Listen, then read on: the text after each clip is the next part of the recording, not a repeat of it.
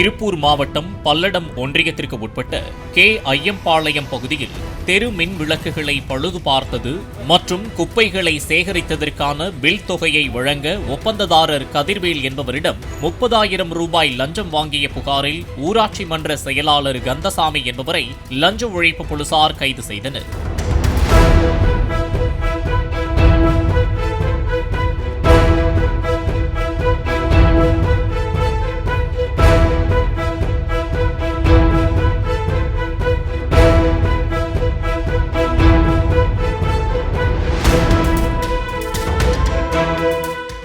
Play store மற்றும் app ஸ்டோரில் இருந்து பாலிமர் செயலியை QR கோடு மூலம் பதிவிறக்கம் செய்யுங்கள்.